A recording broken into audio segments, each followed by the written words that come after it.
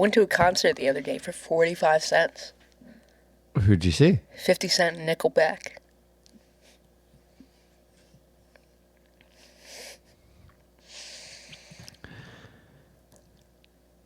It's time for everyone's favorite game. Such great mites. Zoomers today don't know how to do squat, am I right? Couldn't be righter. Y'all don't know anything about doing squats. I do wall squats a lot. Your legs are little spindly toothpicks. My legs are huge. Well, what Zoomers also don't know is how to write in cursive or properly address envelopes. I know how to do an envelope. Well, that remains to be seen. I'm placing $20 in this envelope. Okay. $20 cash. Old Trail of Tears, Andrew Jackson, going right in there, right? I'm handing you a stamp, Purple Heart stamps, which the guy at the Postal Service decided I should have. An envelope with $20 inside and a pen. You have 2 minutes without the assistance of your phone to correctly address this to your house, and if it makes it there, you get to keep it. Deal? Deal. Do I have to write it in cursive? Yes. Oh. 2 minutes. I'm gonna take it and put it in the mail, and we'll follow up and see if it gets there. Okay? Okay. Did you know how to perfectly address an envelope when you were 13? Yes, it was the only means of communication that we had. 2 minutes beginning now. The only means. How old? Okay. So we go.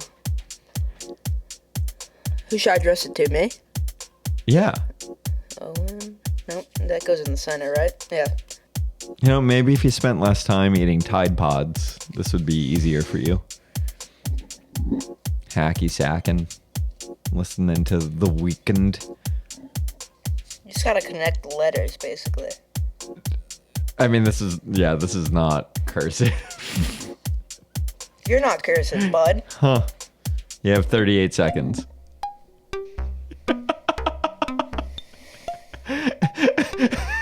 My signature can be whatever it wants to be. Yeah, I guess so. 20 seconds. Don't forget, you still got to put the stamp on.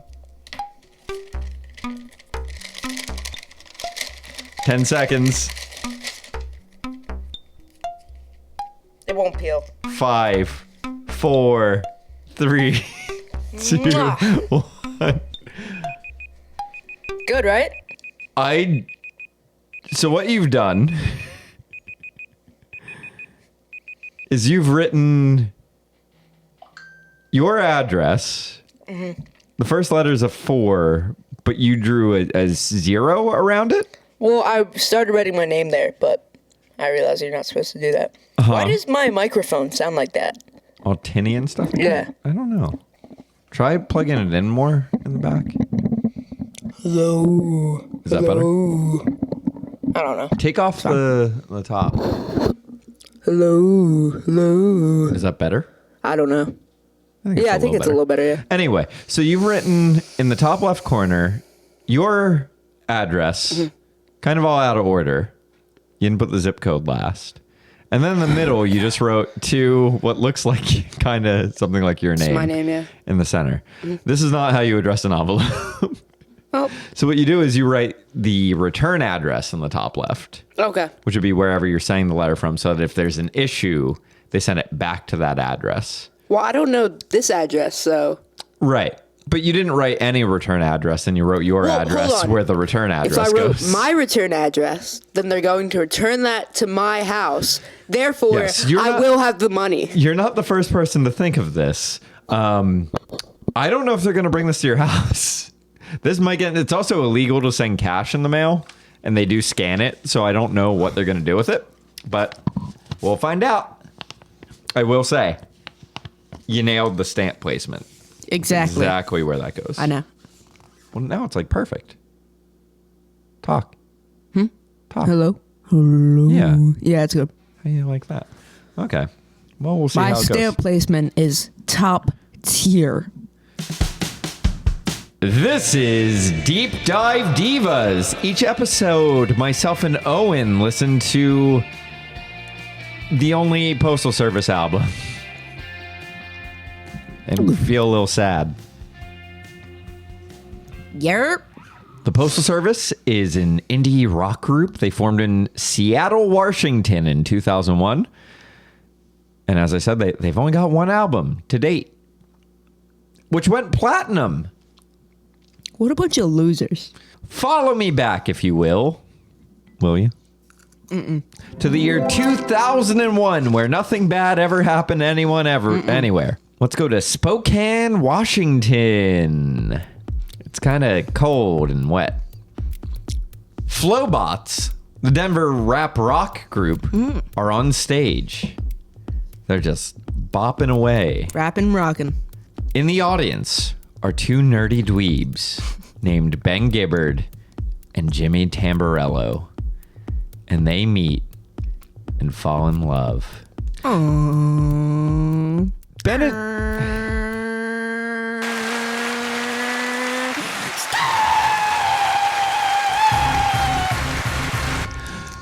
Ben is in a little band called Death Cab for Cutie. Archie!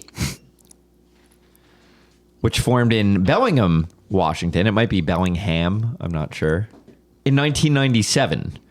To give you some context, because I feel like listeners might be familiar with Death Cab for Cutie, they have 3 records as of 2001 of varying degrees of success, but they have received some international airplay. They are not like the massive indie stars that they're going to be in their next 2 or 3 albums. Yeah. So they're still kind of on the up and up.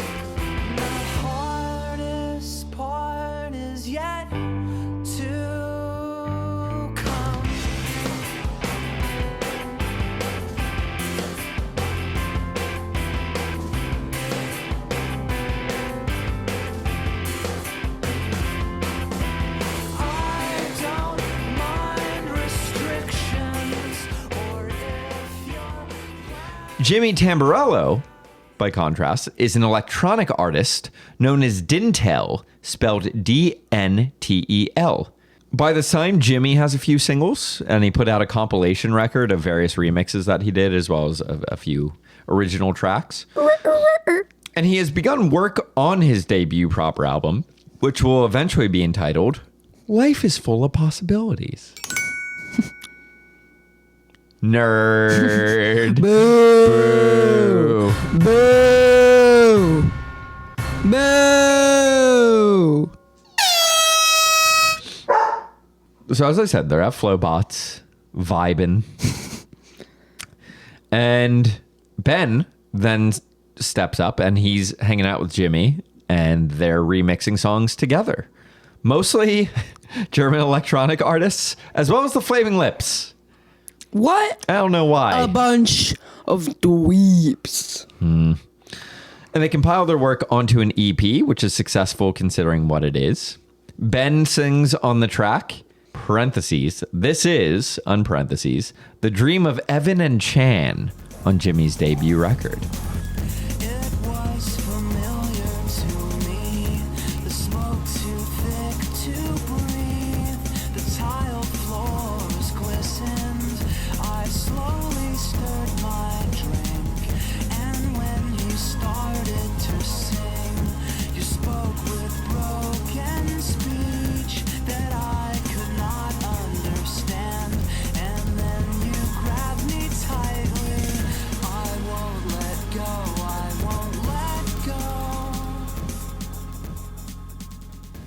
After working together, initially, they say, let's keep doing this. We're going to keep on collaborating. And they end up roping Rilo Kiley's Jenny Lewis in to perform various backing vocals and to play with them at their live shows eventually.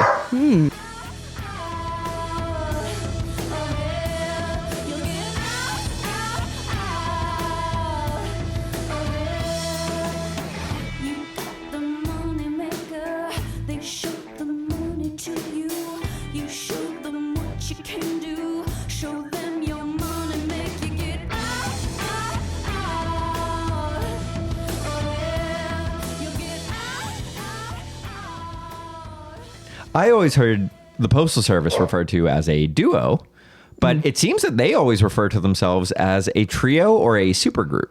And they consider very much Jenny to be like a full-time member of the band. Yeah. Which is great work for her because she's actually not putting in the same amount of work that these two guys are. It starts with Ben and Jimmy sending each other tapes back and forth through the mail, where they would then edit and record over what the other sent them and then return it. And they say, hey, since we've kind of made all this music using the mail, let's name ourselves The Mailman. You got it. The Postal Service, which is interesting because they don't actually use the United States Postal Service to mail each other back and forth. Because they're British. No? No. Washington. It feels like a different country. Yeah. Instead, they're using FedEx and UPS most of the time, which for our overseas listeners, those are private mail companies in the U.S. You don't have to use the federal mail service. Break the rules once in a while. Yeah, by using corporate mail private carriers. Dude, you should really stop hosting dogfight events in your living room. It's so lucrative. I have $5 on... We haven't had a sponsor in a while. The United States Postal Service sends the band a cease and desist to stop using their band name, lest they face legal action. In the end, after their lawyers got in touch with each other, the band had to do some promotional material for the USPS, like allow their music to be used in their commercials and such. And in return, the USPS actually sold the forthcoming Postal Service album on their website. Wow. Yeah. So you could have the Postal Service deliver your Postal Service album. But that doesn't exist yet. We're still getting there. We're not there yet. Well, now it's 2003, and on February 18th, their debut album, Give Up, is released. It is put out by Sub Pop Records, and it features... They're American. They are? Yeah. They have so much British people on their label, Well, I now thought. they do, yeah. They started with like Nirvana and all that stuff. Who's also from Washington. Yes. A different country. Yep. And this album features contributions by, of course, Ben, Jimmy, as well as Ben's bandmate, Chris Walla from Death Cab for Cutie on guitar and piano.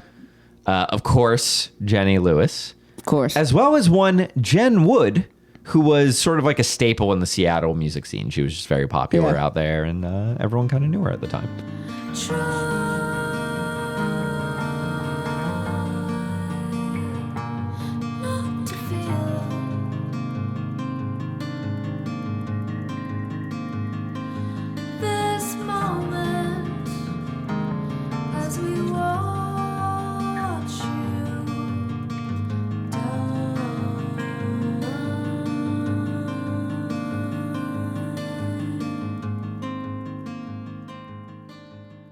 What do you think of this record? I don't really know. So there's a lot of elements that like I kind of like should enjoy it. Like it kind of sounds like Passion Pit. The voice kind of turns me away because it's kind of like nerdy and a little like just like annoying, very clean. You know what I mean? Mm-hmm. Not in a way I like. And that's a criticism Ben Gibbard faces in everything that he does. Because it's just he doesn't have any grit on his voice. Yeah. It's just he's hitting the notes. What a loser. I have too much grit on my voice, I'd say. I'd say. It's like you're in Metallica. Yeah. What'd you think? About Metallica? No, the album. I gave it a 3 out of 10.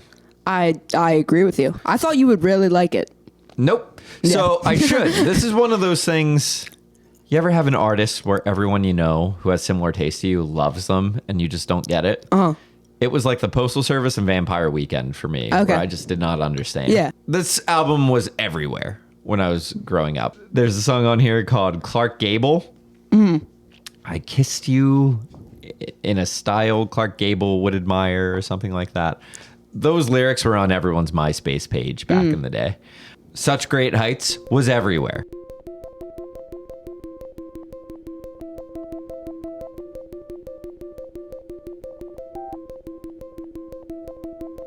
I it's a sign, but the freckles in our eyes are mirror images, and when we kiss they're perfectly aligned. They will see us waving from such great heights. Come down now, they'll say, but everything looks perfect from far away. Come down now, they'll say.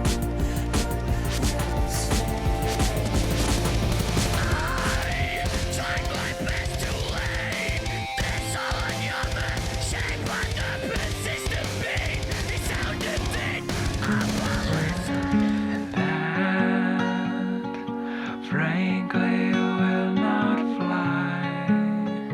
You will hear the shrillest highs and lowest lows with the windows down. When this is guiding you, they will see us waving from such great heights. Come down now. They'll say. It was an album that I heard so much just from being in the ether that I never actually put it on myself until recently, almost 20 years after the album came out. And I think there are some really great songs on here. I think Such Great Heights is a genuinely good song. It's romantic. I think the music is super intricate and really peppy still. Yeah. These dorks are getting to nerd out over their synthesizers Yeah. and still make something that's really accessible and was everywhere. And I get it. Like now with a few decades separation, I truly understand why people like this band so much and everything, even though most of the time it's not really my cup of tea. Yeah. And it all kind of started melding together. A couple of the lows kind of like, Agreed. yeah. Agreed. Recycled air. That was my yuck icky. Okay. What did you dislike about Recycled Air? It was just boring as hell. And it's like, I just get annoyed of this guy whining so much. You know what I mean? Get a hobby. Yeah. Ben? Yeah, Ben. Cheer up. Loser. As the landing gear detract for flight, my head's a balloon, inflating with the altitude.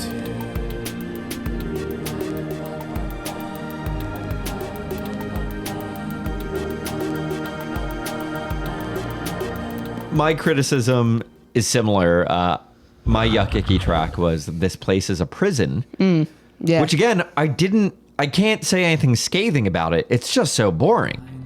There's a big world out there like the one that I saw on the screen. In my living room late last night, it was almost too bright to see. I know that it's not.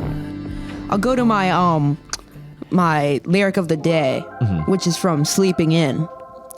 And here we go. Can you kind of do it like an NPR smooth jazz presenter? I kind of like just being like this slow.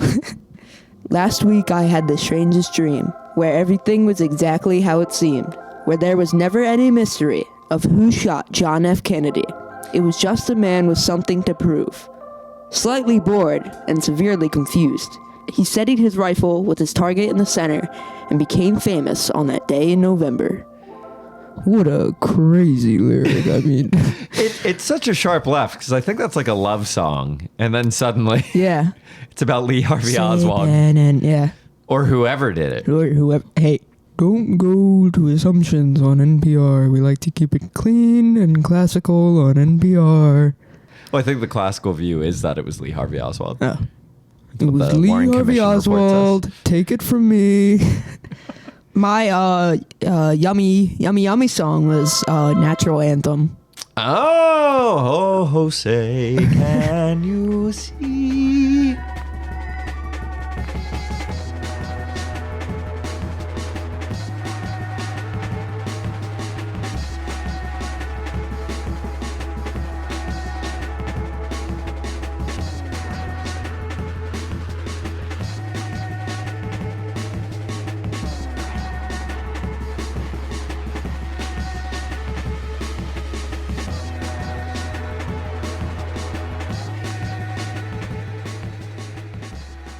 I thought it was, well, his voice doesn't come in until like the last minute, which is a huge plus. It was the most energetic song, and I think you need to just have some fun for once. Like, gosh. And yeah, it kind of kept Ben away from the song a little bit. Do you like them better when one of the main forces of the band is not present? Yeah, I think it's, yeah. Okay. My yummy yummy song was "We Will Become Silhouettes." I've got it covered with cans of food, filtered water and pictures of you. And I'm not coming out until this is all over. And I'm looking through the glass where the light bends at the cracks. And I'm screaming at the top of my lungs, pretending the echoes belong to someone. Someone I used to know. And we become silhouettes when our bodies finally go. It's upbeat. The lyrics are super interesting. It's about hiding out in a bunker after a horrible event, maybe nuclear war. The Shins do a great cover of this song. Yeah, I think the instrumentation's cool. You got acoustic guitar that makes it feel like human on an album that is so much synth. Yeah. I like the backing vocals. I do think that Jenny Lewis rips it on Yeah. backing vocals. Yeah. Like in terms of hit to miss ratio, I think Jenny Lewis is far and above the best member of this band. I like Jen Wood on Nothing Better, too. Sure, she's that great. one was good, She's yeah. great. Yep. I wish she was used more. In fact, I think they should kick Ben out. Yeah, and just have Jen replace and it, yeah. Jenny take over as It'd be lead. much Yep. cooler, yeah. Yep. You're getting carried away, feeling sorry for yourself with these revisions and gaps in history. So let me help you remember. I've made charts and graphs that should finally make it clear. I've prepared a lecture on why I have to leave. So please back. It also just kind of sounded like incel music to me. To be honest. Which is funny because do you know who Ben Gibbard was married to? Who? Zoe Deschanel. I mean, pretty big music career. She's the gal in Elf. Oh! She's oh. New Girl. I never see it. She's Summer from 500 Days of Summer with Joseph Gordon-Levitt. Didn't see it. Oh, that's where they talk about the Smiths, right? Yeah. Yeah. Wait, she's the girl in Elf? Elf? Yeah. The Got girl? blonde hair in it, yeah. What? They don't look the same. It's her. My mom said about New Heights. Uh-huh. I was Such great heights. Such Great Heights. Sorry. Whatever. I'm thinking of the Kelsey podcast. Such Great Heights. I showed it to her because she asked like more about the Postal Service, and I showed it to her, and she said, "I just thought this was Death Cab for Cutie's worst song." Boy, if Ben wasn't crying before, he sure is. Did you ever hear him sing the national anthem? I've heard him sing the Natural Anthem. No, it was at the San Francisco Phillies divisional match in 2010, I want to say. He sung it? Yeah. Why? He sounds so sad as Yeah. he sings the national anthem. And it's not bad. Again, he's hitting all the notes. It's just like the least amount of energy that anyone's And ever sung that song with. The Rockets' red glare. You see, by the dawn's early light, what so proudly we hailed at the twilight's last gleam, whose broad stripes and bright star through the perilous fight, o'er the ramparts we walk.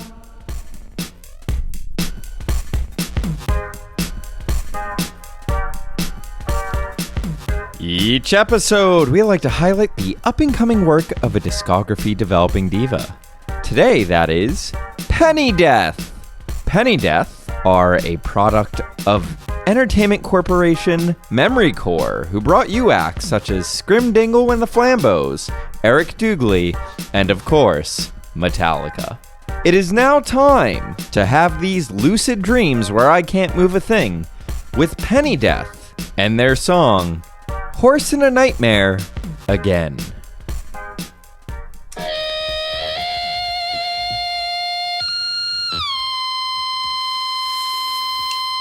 Alabama in the summer in my sweat-soaked boots, speaking noise, trucking straight around my single gold tooth. No plastic, no light bulbs or DVDs, dirty drawings of the nurses sitting home and wearing jeans. Cut my hair, I cut my teeth, Satan getting back at me. My paper cup and flow is over. Words of film the dreams, with my shotgun, my paper, got no ID. My paper cup and flow is over. Take the horses from the dreams.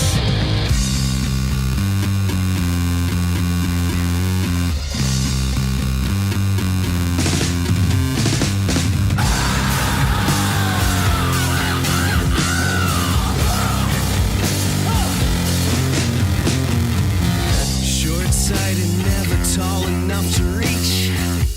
Mean and bitter, choking on the words the elders preach. They all know some little secret that would make it all and all for you. Crying, tears of graphite or maybe fire. Maybe something that might make you feel deeper or more interesting than you actually are. Until you're knee-deep in a puddle of that pseudo-intellectual bullshit you fucking crave. You monster, you idiot, you liar, you fraud, you tourist.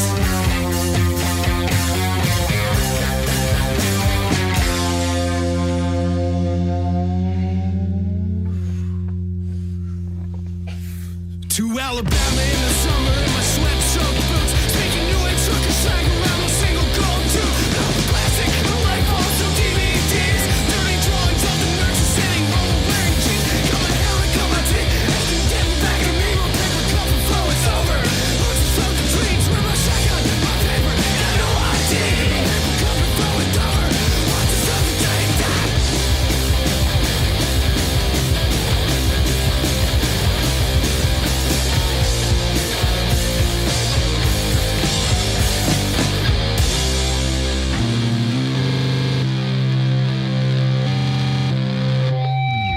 To hear more from Penny Death and to see what we're up to on the internet, check out the links in this episode's show notes.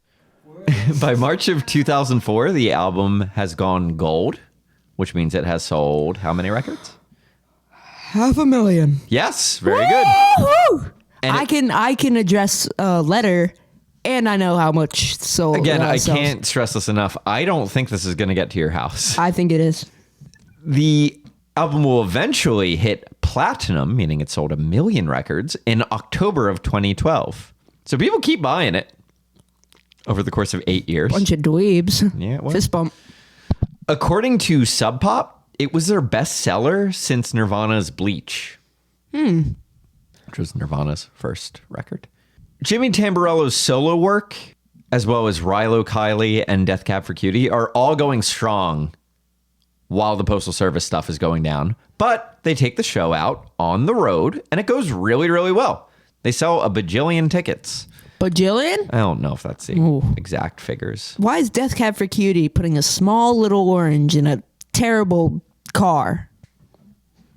In 2007, backstage at Bonnaroo, Ben tells MTV News, quote, "We're slowly starting. We're crawling right now. And whether that crawl turns into a walk remains to be seen. But we'll know more toward the end of the year. We want to do another one." All of this referring to, I assume, a new Postal Service album and not them learning to walk. This dude sucks. Well, you're not alone in thinking so. I'm not alone, yeah. Especially by Postal Service fans, because in 2008, the very next year after he said that, Ben tells Rolling Stone, quote, "It's the record that never seems to want to come out." He blames it not being made on the record itself. Yeah. He quickly follows this up with, quote, "It's also just never been a priority." Even later in the interview, he says, quote, "There never really was a plan to do a second album." What a dweeb. In 2012, When the world didn't end, Ben goes on Twitter and reminds everyone that there are still, quote, no plans to put out another Postal Service record. That's 4 years after he already told Rolling Stone there's not going to be another record, probably. Mm-hmm. And then just out of nowhere, 4 years later, he's like, by the way, it's not happening. 2013, the following year, the band updates their website with a banner that just says the Postal Service 2013. Nice. And people are like, oh my God, it's happening. It's happening, yeah. Well, it turns out that all this meant was that they were going to reissue their debut record, which came out 10 years before this. It's a 10-year anniversary. And that's it. Then they announced a tour around the U.S., as well as one show at the Primavera Sound Festival in Barcelona, Spain. And they say, that's it. We're just going to go on tour. No new music. They then put out a new song called A Tattered Line of String. And then that March, they put out another one called Turn Around, Bright Eyes. But just turn around. Every time in the Lower East Side, and you failed to catch the train back to Queens. So you came to my room. We did some things that we knew not to do in the glow of the night's golden hue. You've got a tattered line of string, and you tie round everything that you want to call your own. Cold hands, warm heart, big dreams, false starts. Those pills don't work, they just make it work. Don't say you're through, and I'll swim beside you. So this town, this sea, it won't drag you underneath. You gotta know that this will turn around. Every time I see them, and I need you more tonight. And I need you more than ever. And if you'd only hold me tight, we'll be holding on forever. That was Turn Around by the Postal Service on NPR. Now they're back on tour. They're putting out songs. I Ben think it's Gibbard goes on happening. Twitter and announces that they are breaking up. Their final show was at the Metro in Chicago on August 5th. I don't understand these people. 2014. Yeah. I'm sorry to any Postal Service Employees. fans out here, because I'm sorry that you guys are such dweebs. Out of all the fan bases to upset, this is probably the least threatening to your health. What are they gonna do? Attack me on Reddit? Find my LinkedIn? Do you think Panera Bread should change their name to Breadit? They should, a lot of Reddit users probably do go to Panera Bread. Didn't someone die from their lemonade? I die without it. It's so good. In 2014, the band puts out a concert film entitled Everything Will Change. Rip off of Talking Heads, right? On October 7th. What, having a concert? Well, they both start with everything. No. No, there's just stop making sense. Yeah. Thinking of Everything Everywhere All at Once for some That's reason. entirely, Yeah. that's a movie. In 2020, as a part of the global conspiracy to steal the 2020 election, Ben Gibbard, clearly a liberal sleeper cell agent, changed the entire outcome of the democratic process of the freest country on this nation by performing Such Great Heights by himself for the online 2020 Democratic National Convention in August. I think you should vote tomorrow. Would you say where we go one, we go all? Isn't that like Penn State's like motto? QAnon. Oh. Hey, they're not too off. Not Q. No, I'm not saying QAnon's right. I'm saying Following Ben's incendiary performance, the band makes all new social media accounts and encourages Americans to go out and vote with them. And things are quiet for 3 years until just last year in 2023, the Postal Service goes on tour, opening for Death Cab for Cutie for 25 shows with Jenny Lewis. She came out. What? Yeah. And as of now, no one really knows what's going to happen. What do you think Ben's reaction was to LeBron James beating Kareem Abdul-Jabbar's all-time point records for the NBA? What do you think his reaction was to that? I think he said, "Hey, Zoe, have you seen the edition of the Washington Examiner? I can't seem to find it anywhere."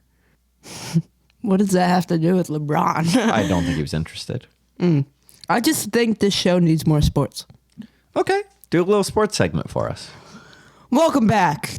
Wait, hold on. I'll go in there.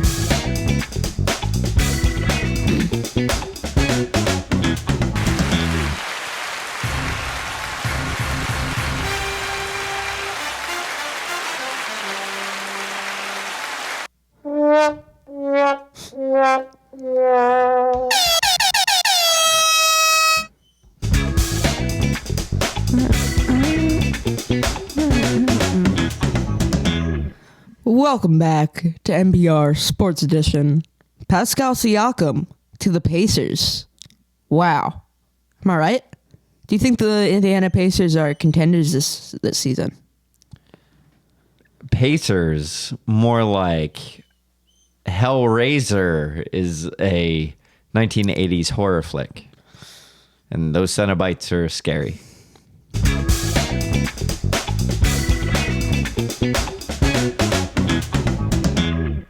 Ben's dad must be pretty small. Why is that?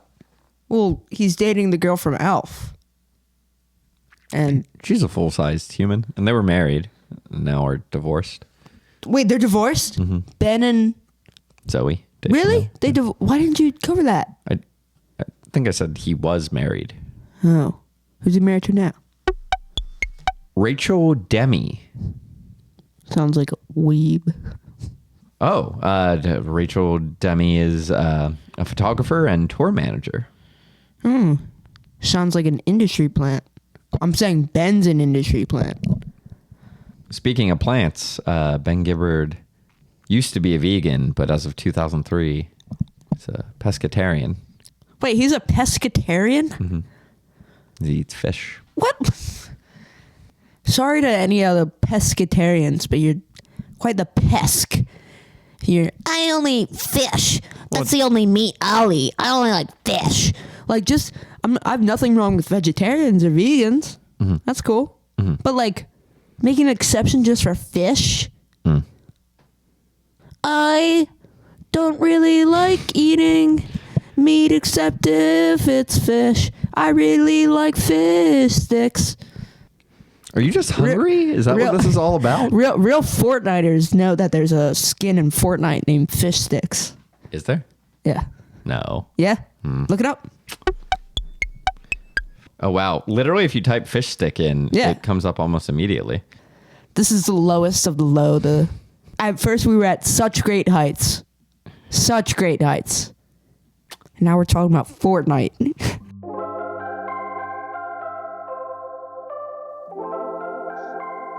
Yes, hi, hello. Hey, what's up? You're on the air. We recorded on January 18th. Explain what happened. Okay, so 4 days later, they announced, what was it? They were headlining, Sure, I'm talking about the letter, boy. the letter has arrived. On sent out a February letter. 1st. Yes. Can you tell us what the letter said on the front? Said not true. I don't know. It said that I didn't It do it says right. insufficient address, return to sender, with a cute little cartoon pointing to where the return address goes. Yeah. And they brought it to your house. Yeah. Some And way, with the money still inside. And this was just a regular white envelope. You could very clearly tell that there was money inside. Yeah. And I used that $20 to buy the new Madden because it was on sale. So For $20? yeah, it was on sale for $20. PlayStation Store. There's a PlayStation store? Yeah, it's online, Oh. like on the PlayStation. Oh, how is it? It's nice. They do a lot of sales. No, the game. Oh, I didn't play it yet. I downloaded it last night. Okay, thanks. Mhm. Bye.